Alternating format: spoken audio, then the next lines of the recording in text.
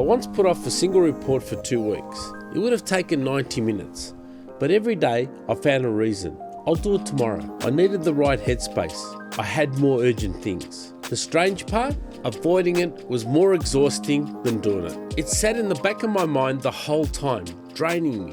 When I finally sat down, it just took over an hour. 2 weeks of dread for 1 hour of work. If you do that too, and almost everyone does, I want to show you why it happened and how to actually stop. First, let's kill the biggest myth. Procrastination is not laziness, and it's not a character flaw. Lazy people don't care. Procrastinators care a lot. That's exactly the problem. You put things off precisely because they matter to you, and that makes them feel threatening. If you were lazy, you wouldn't feel guilty. The guilt is proof you care. So stop calling yourself lazy.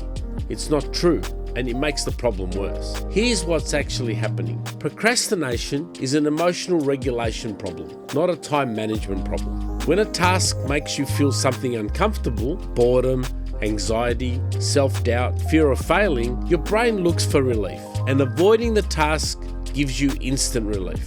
You're not avoiding the work, you're avoiding the feeling the work brings up. That's why just be more disciplined never works. You can't discipline your way out of an emotional problem. You have to work with the feeling. Let me draw the loop, because once you see it, you can't unsee it. A task triggers an uncomfortable feeling. You avoid the task, you get instant relief, which feels good. So your brain learns avoiding works. But the relief is temporary, and the task is still there, now bigger and scarier. So the feeling comes back stronger, and you avoid harder. That's the trap. Every time you avoid, you train your brain to avoid again. Breaking it doesn't mean feeling more motivated. It means breaking the loop at one specific point, the start. The single most effective fix is to make the first step almost laughably small. Your brain resists, write the report. It does not resist, open the document and write one ugly sentence. So shrink it until the resistance disappears. Not go to the gym, put on my shoes, not do my taxes,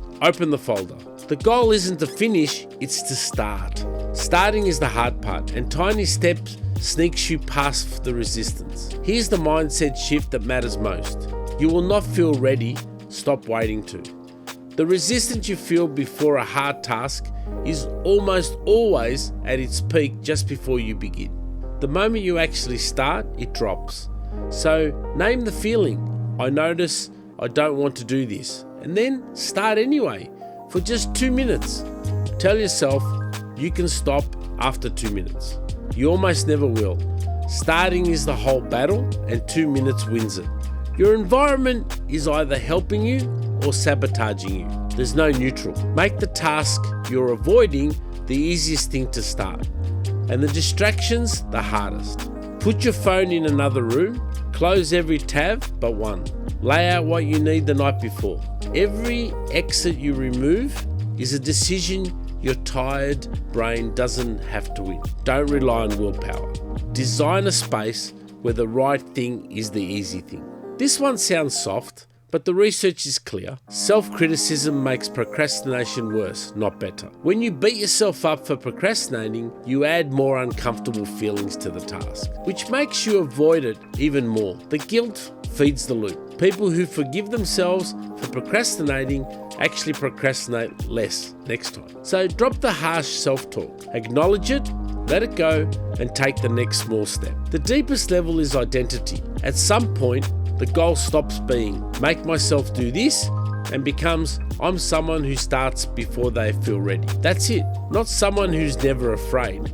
Someone who acts anyway. Every time you start, despite the resistance, you cast a vote for that identity. And the more votes you cast, the more it becomes simply who you are. Here's what I want you to do. Pick the one thing you've been avoiding. You know exactly what it is. Now shrink it. What's the smallest possible first step? So small, it feels almost silly. Open the document, put on the shoes, write one sentence. Do not do that one step today. Not the whole thing, just the start. Then tell me in the comments what you started. On this channel, I break down one life skill every week so you can build a better life. One conversation, one habit, one system at a time. That's what this channel is about. Life, knowledge, productivity. Thank you for watching.